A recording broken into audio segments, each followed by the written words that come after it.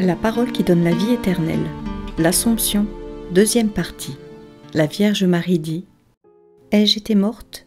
Oui, si l'on appelle mort la séparation d'avec le corps de la partie noble de l'esprit. Non, si par mort on entend avec le corps de l'âme qui le vivifie, la corruption de la matière qui n'est plus vivifiée par l'âme, le caractère lugubre du tombeau, et avant tout cela, la douleur de la mort. Comment suis-je morte ? Ou plutôt, comment suis-je passée de la terre au ciel ? D'abord avec la partie immortelle de mon être, puis avec mon corps impérissable ? Comme cela était juste pour moi, qui n'ai pas connu la tâche de la faute. Ce soir-là, le repos du sabbat avait déjà commencé. Je parlais avec Jean de Jésus, de ce qu'il concernait. La soirée était paisible. Le sabbat avait endormi tout bruit de travaux humains, et l'heure éteignait toute voix d'homme ou d'oiseau. Seuls les oliviers bruissaient au vent du soir, et l'on aurait dit qu'un vol d'anges effleurait les murs de la maison solitaire. Nous parlions de Jésus, du Père, du royaume des cieux. Parler de la charité et du royaume de la charité, c'est s'enflammer d'un feu vivant, consumer les liens de la matière afin de rendre à l'esprit la liberté de partir en envol mystique. Et si le feu est retenu dans les limites que Dieu met pour garder les créatures sur la terre à son service, on peut vivre et brûler, en trouvant dans son ardeur non pas un épuisement, mais un achèvement de vie. Mais quand Dieu enlève ses limites et laisse au feu divin la liberté de pénétrer et d'attirer à lui l'âme sans aucune mesure, alors l'esprit répond à l'amour sans davantage de mesure. Il se sépare de la matière et vole là où l'amour le pousse et l'invite. C'est alors la fin de l'exil et le retour à la patrie. Ce soir-là, à l'ardeur irrésistible, à la vitalité sans borne de mon esprit, s'unit une douce faiblesse, un mystérieux sentiment d'éloignement de la matière, de ce qui l'entourait, comme si le corps s'endormait par lassitude, alors que l'intelligence et la raison, encore très vives, s'abîmaient dans les splendeurs de Dieu. Jean, en témoin affectueux et prudent de toute ma conduite depuis qu'il était devenu mon fils adoptif, selon la volonté de mon fils unique, me persuada doucement de me reposer sur mon lit et me veilla en priant.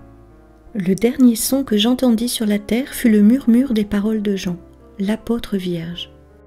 Ce fut pour moi comme la berceuse d'une mère près d'un berceau. Elles accompagnèrent jusqu'au ciel mon âme dans sa dernière extase, trop sublime pour être exprimable. Jean, l'unique témoin de ce doux mystère, m'apprêta seul, en m'enveloppant dans mon manteau blanc, sans changer le vêtement et le voile, sans me laver ni m'embaumer. Comme le laissent clairement entendre les paroles de Jean dans le second épisode de ce cycle qui va de la Pentecôte à mon Assomption, son esprit savait déjà que mon corps ne serait pas corrompu et il instruisit l'apôtre de ce qu'il convenait de faire. Comme Jean est chaste, affectueux, prudent à l'égard des mystères de Dieu et de ses compagnons éloignés, il pensa bon de garder le secret et d'attendre les autres serviteurs de Dieu pour qu'ils me voient encore et tirent de cette vue réconfort et aide pour les peines et les fatigues de leur mission. Il attendit comme s'il était sûr de leur venue. Mais le décret de Dieu était autre. Il était bon, comme toujours, pour le disciple bien-aimé, et juste, comme toujours, pour tous les croyants.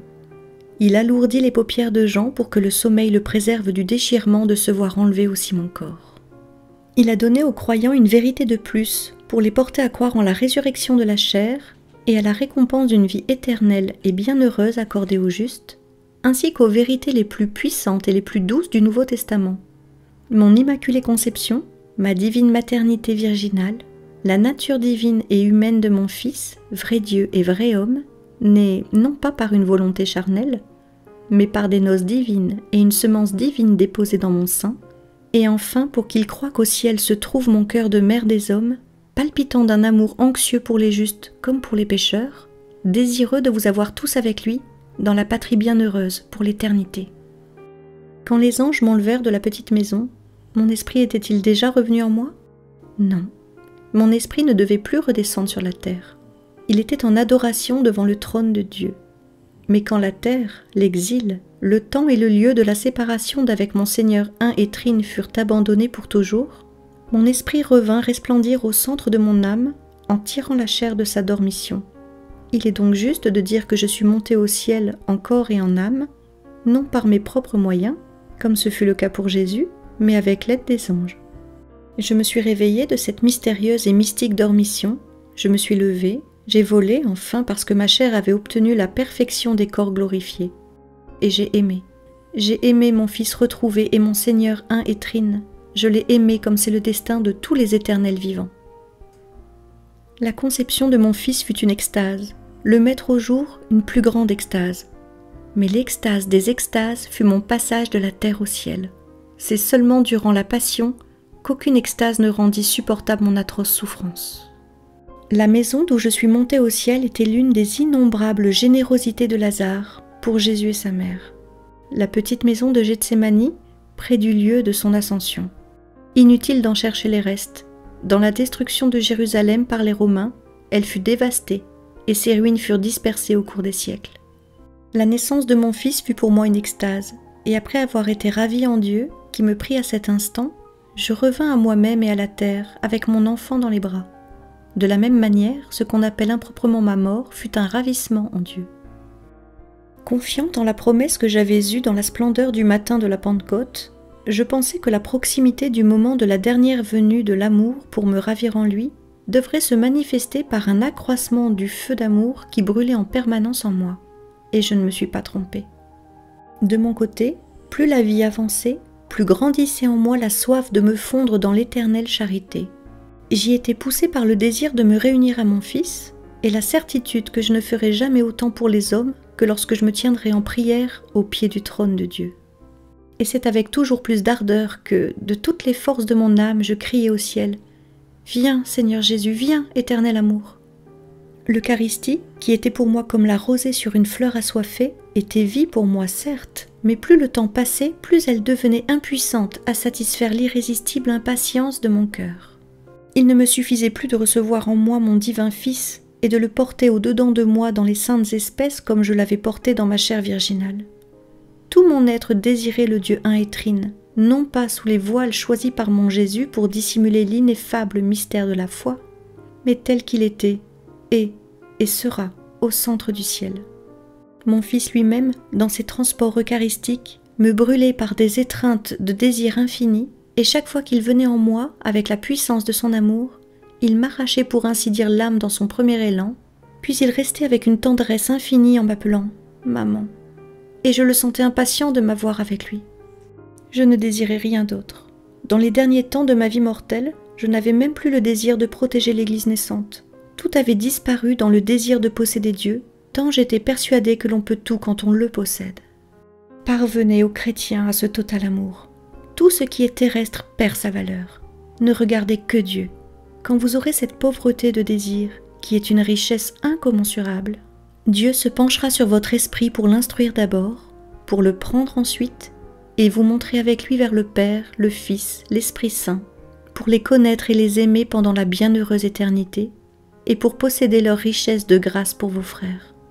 On n'est jamais si actif pour nos frères que lorsqu'on n'est plus parmi eux, mais que l'on est des lumières réunies à la divine lumière. L'approche de l'amour éternel correspondit à ce que je pensais. Tout perdit éclat et couleur, son et présence, sous la splendeur et la voix qui, en descendant des cieux ouverts à mon regard spirituel, s'abaissait sur moi pour recueillir mon âme. On dit que j'aurais jubilé d'être assistée à cette heure par mon Fils, mais mon doux Jésus était bien présent, avec le Père, quand l'amour, c'est-à-dire l'Esprit Saint, troisième personne de la Trinité éternelle, me donna le troisième baiser de ma vie. Ce baiser si puissamment divin que mon âme s'exhala en lui, en se perdant dans la contemplation, comme une goutte de rosée aspirée par le soleil dans le calice d'un lys. Et je suis montée, avec mon esprit tout en louange, au pied des trois que j'avais toujours adorés. Puis, au moment voulu, comme une perle dans un chaton de feu, aidée d'abord, puis suivie par l'armée des esprits angéliques venus m'assister en ce jour éternel de ma naissance céleste, attendue dès le seuil des cieux par mon Jésus, et sur l'entrée par mon juste époux de la terre, par les rois et patriarches de ma race, par les premiers saints et martyrs, je suis entrée comme reine, après tant de douleurs et tant d'humilité de pauvre servante de Dieu, dans le royaume de la félicité sans limite.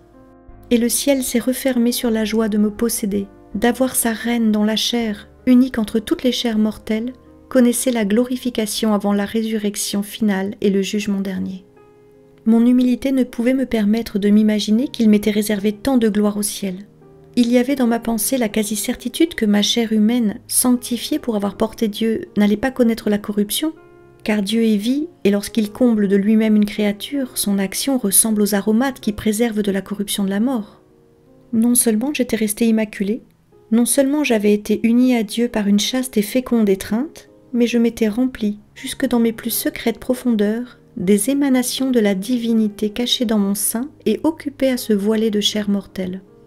Mais j'étais loin de m'imaginer que la bonté de l'Éternel allait réserver à sa servante la joie de sentir de nouveau sur mes membres le contact de la main de mon fils, son étreinte, son baiser, et d'entendre de nouveau sa voix de mes oreilles, de voir de mes yeux son visage.